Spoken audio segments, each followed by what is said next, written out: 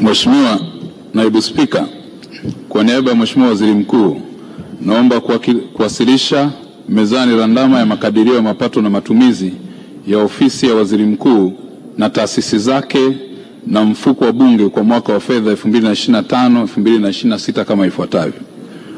1. Fungu namba 25, Ofisi Binafsi ya Waziri Mkuu. 2.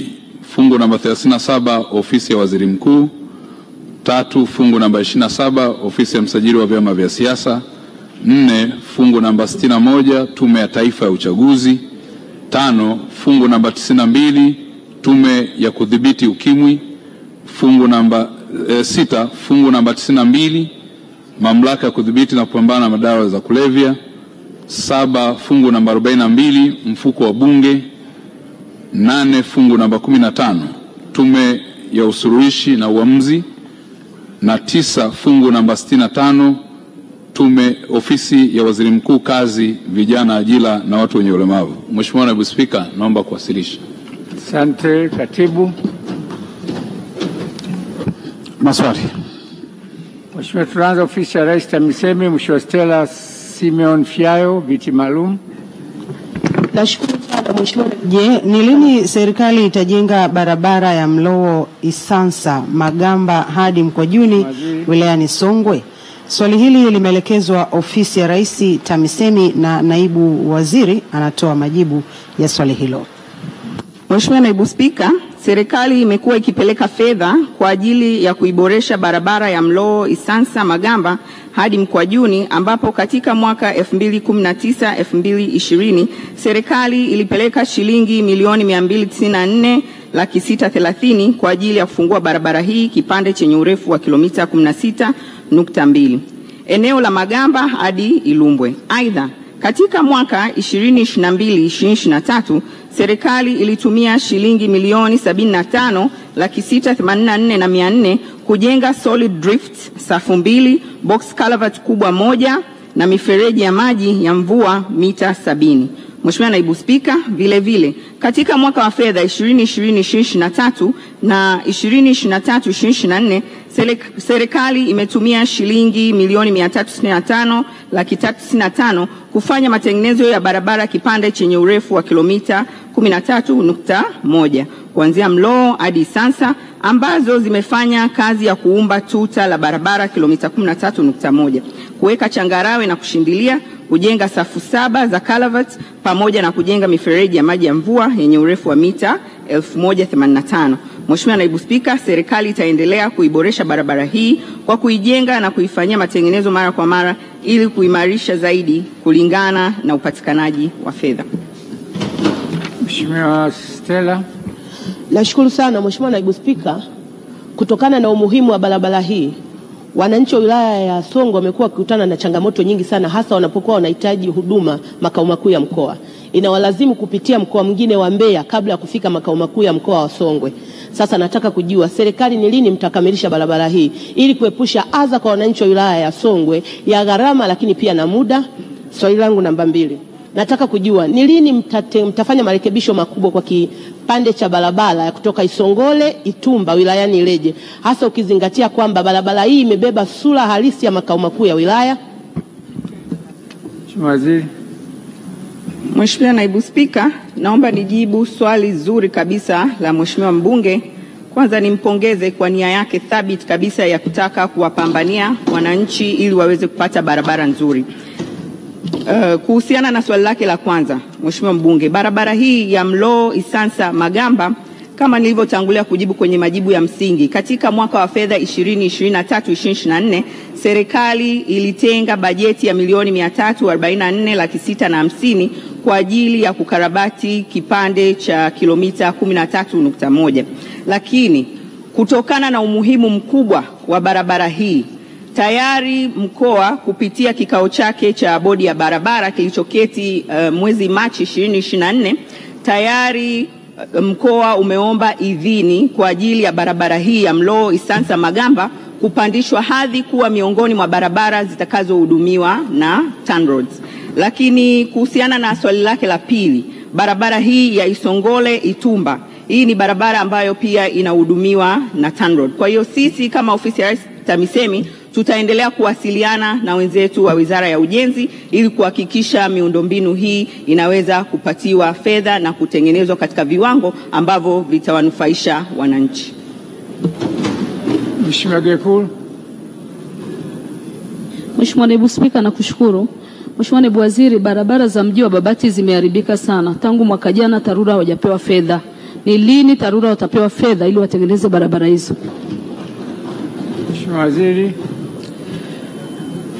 Mheshimiwa Naibu Spika, naomba nimhakikishie Mheshimiwa Gekul kwamba serikali ya awamu ya 6 imefanya jitihada thabiti kabisa, kwanza kuongeza bajeti ya TARURA kutoka bilioni 275 mpaka sasa kila mwaka TARURA ina bajeti ya bilioni 710. Nimhakikishie Mheshimiwa mbunge kwamba serikali imekuwa ikitoa fedha kwa ajili ya kuhakikisha barabara hizi za wilaya zenye umuhimu mkubwa sana kwa wananchi kiuchumi na kijamii zinaweza kujengwa na fedha zinatoka kila wakati. Nimhakikishie Mheshimiwa mbunge fedha zinaendelea kutoka na zitafika kwenye jimbo lake kwa ajili ya kuhudumia barabara hizi zenye umuhimu mkubwa sana kwa wananchi. Dr. Shengoma. Mheshimiwa Naibu Spika, je, ni lini serikali itakarabati barabara ya Mahenge Mwaya hadi Ketaketa ambayo ni mbovu sana? Asante Mheshimiwa. Mheshimiwa Waziri. Mheshimiwa Naibu Spika, serikali inatambua umuhimu mkubwa sana wa barabara zetu hizi za wilaya ambazo zinawasaidia wananchi kiuchumi lakini kufikia huduma za kijamii. Na serikali imekuwa ikitenga fedha kila mwaka kuhakikisha inazifikia hizi barabara, inaongeza mtandao mrefu zaidi wa barabara zenye hadhi ya juu zaidi ikiwemo hadhi ya lami. Nimhakikishie Mheshimiwa mbunge hata katika eneo hili alilolitaja serikali itaendelea kuleta fedha kuhakikisha inakarabati na kujenga barabara hizi ili ziweze kuwanufaisha wananchi.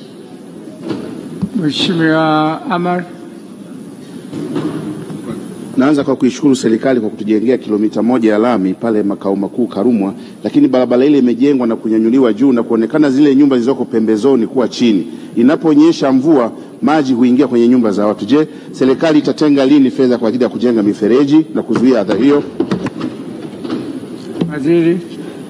Mheshimiwa Naibu Spika, naomba nimpongeze Mheshimiwa mbunge Hussein Amar kwa kutaka kuona wananchi wake wanapata miundombinu mizuri ikiwemo mifereji kwa ajili ya kupokea maji ya mvua na kutokuleta adha kwa wananchi. Naomba nimhakikishie Mheshimiwa mbunge kwamba serikali inafanya jitihada hizo na ndio maana kila mwaka serikali inatenga fedha kuleta kwa ajili ya kukarabati barabara zetu hizi ambazo zinahudumiwa na TARURA. Serikali itafika katika eneo hili ili kuweza kujenga mifereji hiyo ili iweze kuwanufaisha wananchi.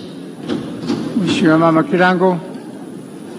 Mheshimiwa Naibu Spika, sasa hivi ninavyoongea hapa barabara za tarafa ya Mambavunda na tarafa ya Gonja zote ambazo ni barabara za milimani zinazowafanya wananchi wateremke tambarare zote zimekufa. Mheshimiwa Naibu Spika, je, serikali mtaziangalia lini hizi barabara kwa haraka ili wananchi wa milimani waweze kufikisha mazao yao kwenye masoko madogo na makubwa ambayo yako tambarare? Naomba jibu la uhakika. Waziri. Mheshimiwa Naibu Spika, naomba nimpongeze sana Mheshimiwa Ana Kilango kwa swali hili ambalo linalenga kuwaletea wananchi wake maendeleo. Naomba niendelee. Mheshimiwa Waziri. Mheshimiwa, naomba utulivu bungeni. Mheshimiwa, tunaomba utulivu bungeni. Mheshimiwa Waziri. Mheshimiwa Naibu Spika, naomba nianze kumpongeza Mheshimiwa Ana Kilango kwa swali lake zuri ambalo linalenga kuwaletea maendeleo wananchi wake. Naomba nimhakikishie kwamba ni jitihada zinafanyika za serikali kuhakikisha inafikia mtandao mkubwa zaidi wa barabara hizi zinazohudumiwa na TARURA ili kuweza kuwanufaisha wananchi. Kwa hiyo naomba nimhakikishie Mheshimiwa mbunge serikali itafika katika tarafa hizi ulizozitaja kwa ajili ya kuhakikisha inarekebisha barabara hizi, inazijenga katika kiwango ambacho hakitowakwamisha wananchi wako. Mheshimiwa, tuendelea. Mheshimiwa Balozi Liberata. Je, ni lini serikali itajenga zahanati kitongoji cha Kakoni Misenyi ili iweze kuhudumia wananchi wa kitongoji hicho na jirani? Swali hili pia limeelekezwa ofisi ya Rais TAMISEMI.